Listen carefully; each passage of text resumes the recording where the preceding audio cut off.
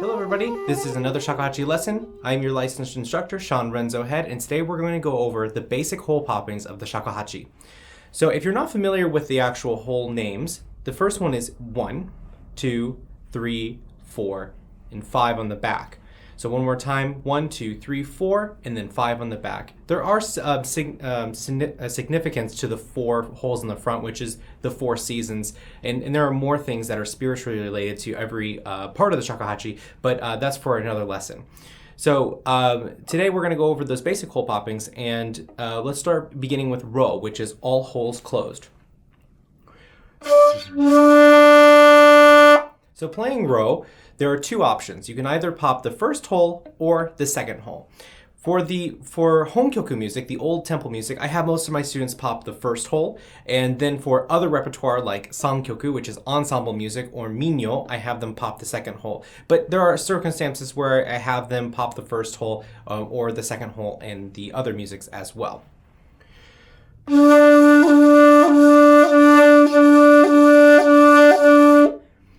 And it really is just a very, very slight change in timbre. It's almost, if you're playing it right next to each other, there's not a huge difference. It really depends on the embouchure, but those are the 2 holes that you'll pop.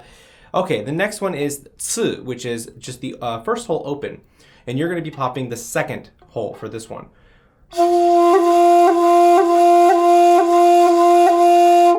And notice that when I'm popping, it's really just like a jump up and coming right back down. One of the hard things for the beginner student is to get that feeling rather than a, because we don't want to hear that they pitch. We don't want to hear the pitch jump up. We just want to hear a nice re-articulation. Okay, going on to Re, this is where the first hole and the second hole are both open. And this has 2 options. You can either pop the third hole or the fourth hole. The fourth hole for me sounds a lot more like, it's a lot more poppy and energetic. So I usually reserve it for either the Shinto works like Kumoi Jishi, or I used it a lot in minyo because it has a lot more energy and driving force. But it doesn't necessarily mean that you're restricted from using it from the honkyoku. So listen to the difference between these 2.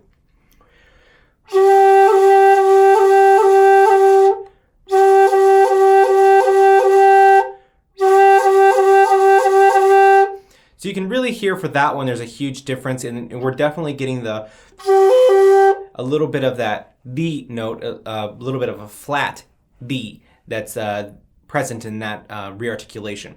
Okay, going on to chi.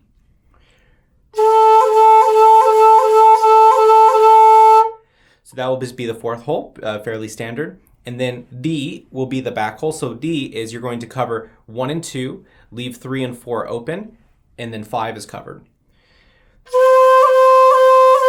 And just from a side angle. And now we have the one of the more unique ones, which is E. E is all holes open. Some people like to cover the first and the second hole as well. I prefer just to cover the second. E is the only one that actually goes down in pitch, which makes it quite unique.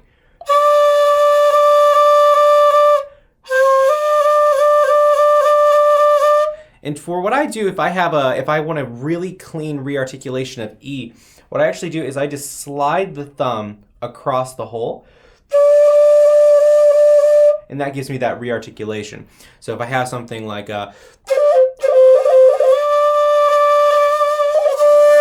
it's very, very clean and consistent with that sound. So just as an exercise of what I give a lot of my students is I have them do all the re-articulations in 4s.